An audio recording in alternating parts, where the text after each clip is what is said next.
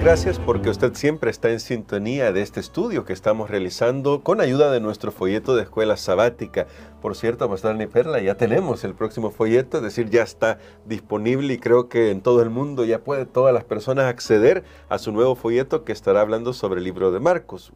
Hago esta mención desde el principio porque se nos acaba ya esta semana, Pastor, ya solo nos va a quedar una semanita más de estudio de la Biblia, se nos acaba este folleto y luego no nos vamos a quedar sin estudiar la palabra de Dios. Por supuesto, va a ser un privilegio enorme estudiar el maravilloso libro de Marcos, este evangelio, uno de los 4 evangelios que narra la vida de nuestro Señor Jesucristo, así que los invitamos porque va a estar muy interesante la lección. Así es, pero este día vamos a hablar sobre un tema muy interesante también, que es las lluvias temprana y tardía. ¿Qué significa eso y qué tiene que ver con los eventos finales de lo que estamos hablando durante esta semana? Vamos a orar para que con la ayuda de nuestro pastor también podamos explorar este tema y prepararnos para la gran manifestación que Dios quiere hacer de su poder en estos días. Querido Padre, queremos que por favor ilumines nuestras mentes y corazones con tu palabra a fin de que podamos aprender sobre lo que tú quieres hacer con tu pueblo y que cada uno tome la decisión de formar parte de este acontecimiento final, sirviéndote a ti, siendo leales a ti, adorándote solo a ti. Nos ponemos en tus manos por la sangre preciosa de Jesús. Amén. Amén. Pastor Dani Perla, vamos a comenzar quizás a explorar un poco ¿qué queremos decir con este tema de la lluvia temprana y tardía? ¿Por qué la Biblia habla de esto? Y aquí nos va a servir mucho conocer un poco del trasfondo cultural, histórico que tenía el pueblo de Israel y cómo Dios usó eso para dar un mensaje especial para nosotros también que estamos viviendo ya en el siglo XXI. Así que cuando la Biblia habla de lluvia temprana, lluvia tardía, y lo habla en el concepto o en el contexto profético, ¿qué deberíamos entender respecto a este tema, Pastor? Bueno, yo creo que usted lo ha explicado bien. Esto tiene un contexto cultural y tiene que ver con el sistema agrícola del pueblo de Israel en los tiempos bíblicos.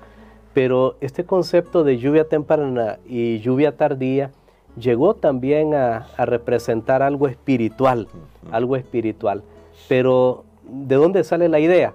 Bueno, a mí me gustaría ir a las raíces, en el libro de Deuteronomio, capítulo número 10, porque aquí hay una gran lección para nosotros relacionado con este tema de la lluvia temprana y tardía. Deuteronomio, el capítulo número 10, y vamos a leer, más bien, vamos a ir al capítulo 11. Voy a hacer una rectificación. Deuteronomio, capítulo número 11, versículo 10. Ahí sí tenía el versículo en mente, versículo 10 hasta el versículo número 14. Muy bien, dice así: la tierra a la cual entras para tomarla no es como la tierra de Egipto, de donde habéis salido, donde sembrabas tu semilla y regabas con tu pie como huerto de hortaliza.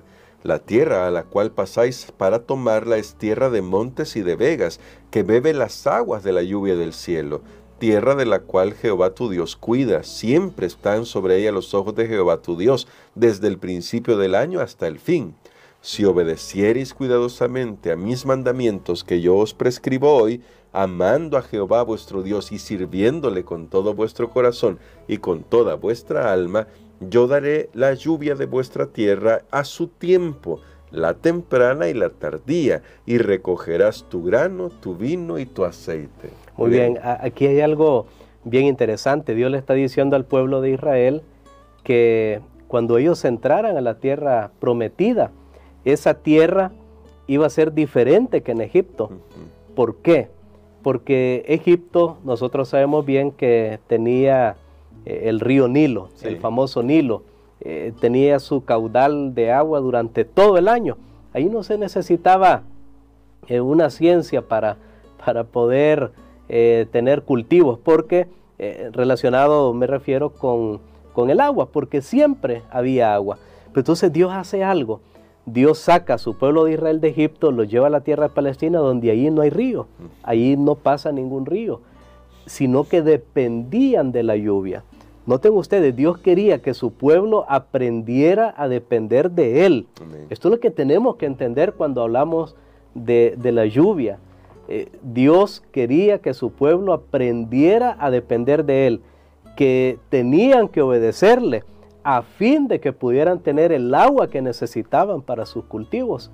Y entonces, allí, en ese lugar, habían 2 lluvias, que entre las lluvias de todo el año, habían 2 lluvias principales, la lluvia temprana, que era para germinar el grano, y la lluvia tardía, que era para madurar el grano. La primera para que el grano germinara, la segunda para que el grano madurara y estuviera listo para la cosecha. Wow.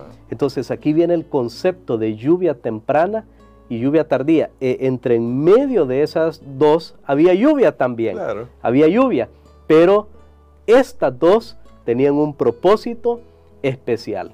Ahora, la palabra de Dios aplica esto que pues primero tenía que ver con los aspectos agrícolas del pueblo de Israel y de dependencia de Dios. Este es un punto que yo destaco porque no podemos tocar este tema sin hablar acerca de qué es lo que causa que venga la lluvia temprana y la lluvia tardía. Más adelante, cuando nosotros vamos al libro de Joel, ahí nos damos cuenta que Dios hace una promesa. Ya esto lo toma espiritualmente también para el pueblo de Dios y habla acerca de una lluvia temprana y de una lluvia tardía. Y me gustaría que fuéramos a Joel, porque justamente queríamos destacar este punto. Es muy interesante esta perspectiva originaria, digamos, la razón original por la que Dios presenta estos elementos de la lluvia temprana y lluvia tardía, y luego los profetas van a hacer eco de esto para una realidad espiritual mucho más amplia. Y en el libro de Joel, en el capítulo 2, nos dice algunas cosas que creo ya hemos escuchado antes, pero que me gustaría destacar. Vamos a leer el libro de Joel, capítulo 2, versos del 21 al 24, y dice: tierra, no temas, alégrate y gózate, porque Jehová hará grandes cosas. Animales del campo, no temáis, porque los pastos del desierto reverdecerán, porque los árboles llevarán su fruto, la higuera y la vid dará sus frutos. Vosotros también, hijos de Sión, alegraos y gozaos en Jehová vuestro Dios, porque os ha dado la primera lluvia a su tiempo, y hará descender sobre vosotros lluvia temprana y tardía, como al principio. Y termina el 24, las eras se llenarán de trigo, y los lagares rebosarán de vino y de aceite. Aquí el profeta Joel, cuando uno estudia un poco estos libros, pastor, está escuchando una profecía clásica de cómo se han ejecutado ciertos juicios con el pueblo de Dios, pero que Dios va a restaurar. ¿Qué realidad espiritual está tratando de traer a la mente de los israelitas la mención nuevamente de la lluvia temprana y la lluvia tardía? Muy bien, recordemos, aquí la profecía de Joel está diciéndonos algo y está relacionado con lo que vimos en Deuteronomio. El pueblo de Israel no había sido fiel al pacto con Dios, había sequía, los campos estaban secos, no había suficiente pasto. Sin embargo, Dios habla de una restauración espiritual donde Él va a enviar nuevamente la lluvia temprana y la lluvia tardía, dice como al principio. Y cuando vamos más adelante en el libro de Joel, allí en el versículo 28, siempre en el capítulo 2, versículo 28 y 29. Dice así: y después de esto derramaré mi espíritu sobre toda carne, y profetizarán vuestros hijos y vuestras hijas, vuestros ancianos soñarán sueños, y vuestros jóvenes verán visiones, y también sobre los siervos y sobre las siervas derramaré mi espíritu en aquellos días. Muy bien, noten cómo pasa de la realidad material a la realidad espiritual. Y aquí hacemos ya la conexión. Cuando en la Biblia se habla de agua o se habla de lluvia, está haciendo una clara referencia al Espíritu Santo. Y si nosotros vamos en nuestras Biblias al libro de Hechos, el capítulo 2, usted puede estudiarlo. Cuando Pedro predicó el famoso sermón que se le llama de Pentecostés, Pedro hace una alusión a esta profecía de Joel y dice que lo que está sucediendo en ese momento es el cumplimiento del derramamiento del Espíritu Santo, simbolizado por la lluvia temprana.